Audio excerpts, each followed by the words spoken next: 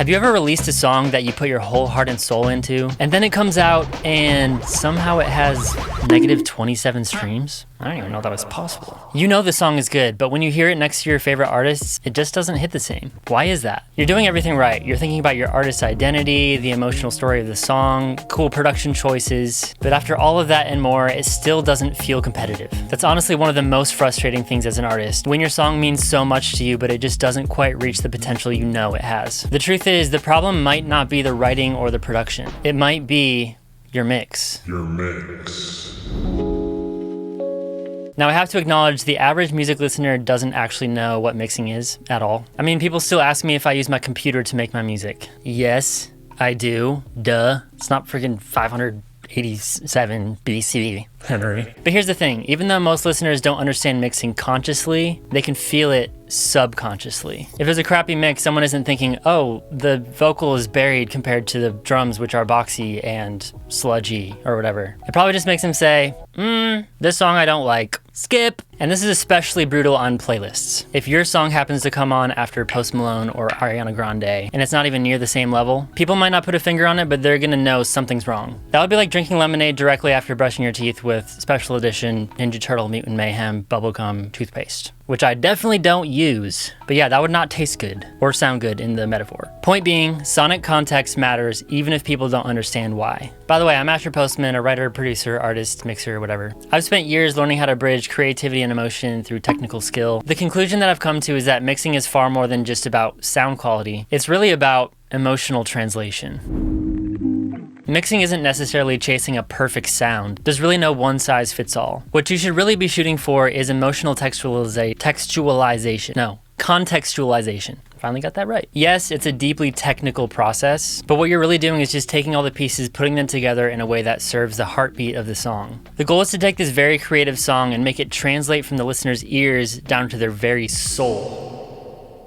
Because yes, human expression is the heart of the song, but there's actually a science behind how sound affects emotion. Think about it like filmmaking. You could have the same script and actors as a dope movie like Inception, but if it was shot on an Android phone with no set lighting, no one would really watch it. The story is the same, but the presentation will change how we feel about it. And mixing does the same thing for music. My wife is not a producer or a mixer.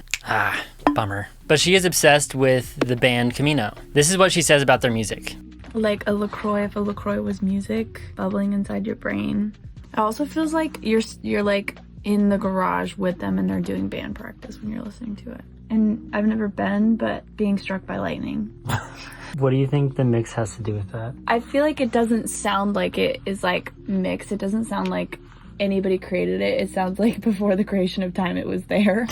You know what I mean? She doesn't know or care about what the mixing engineer did to the song, but she feels the crispy high end and the perfect punch of the drums. There are plenty of other artists with dope songs in a similar genre, but if their mix doesn't even come near that subconscious standard, she might just skip the song before the chorus even hits, unfortunately. So I want to get into why a great mix can change everything.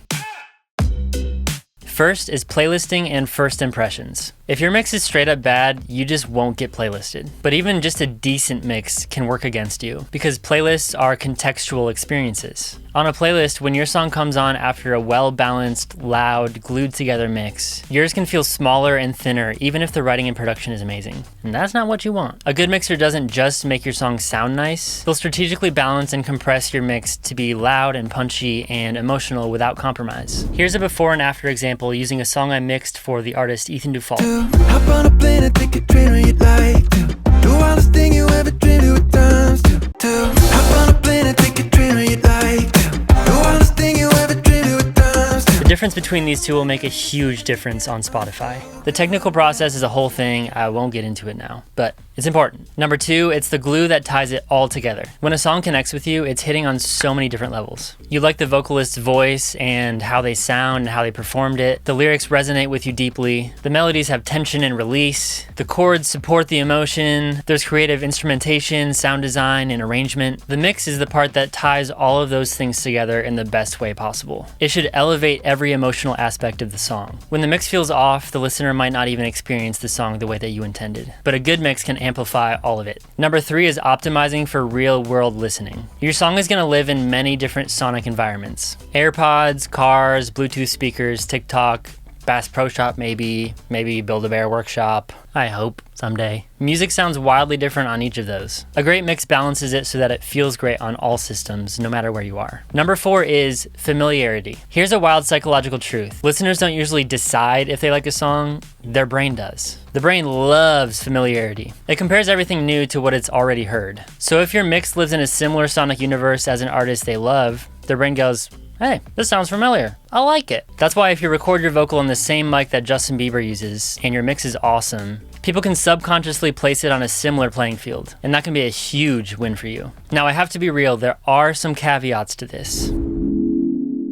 There are some songs that have some pretty objectively bad mixes that still blow up and become massive hits. I mean, it's a different era, but if you go back and listen to Hips Don't Lie by Shakira, the mix is pretty bad. But it's catchy, it's dope, doesn't really matter. In genres like indie or folk or bedroom pop, sometimes the undermixed, unpolished vibe can be a part of the charm. But even then, my point still stands because whether it was on purpose or not, it served the emotion of the song. The mix should always enhance the feeling of the song, not distract from it. And let's be real, with the 100,000 songs coming out every day on Spotify, you're really gonna want your music to stand out among all that music. And of course, there are so many other factors like marketing and branding, storytelling, all that stuff. But I think a major part of it is the mix. If you're watching this, you're already thinking deeply about your art. Most people don't even get that far. So I'd say you're already at a head start. You're probably not missing talent, you're missing translation. And if you fix that, your songs can finally sound the way they feel like in your head. If that resonates, there is a link below where you can see if we'd be a good fit to work together on your next release. Or if you're a mixer yourself, I do have some videos on my channel that dive deeper into the technical process of mixing. Either way, I hope this video gave you something to think about the next time you listen to your own mix, and I really hope you learned some valuable information. Oh, and if you're not subscribed, dude, subscribe. It's not that hard. And that's all I got for you. Peace. It's like Indiana Jones is like, this is what he's going to get in the cave, deep in the cave. Like he's going for like the crystal clear, like the waters in different countries that are just clearer than we have them here. That's what the mix does. The mix is like, that's what makes me feel like I'm standing in the garage or in the lightning bolt. So I feel like the mix is not distracting, so I can be free to be electrocuted.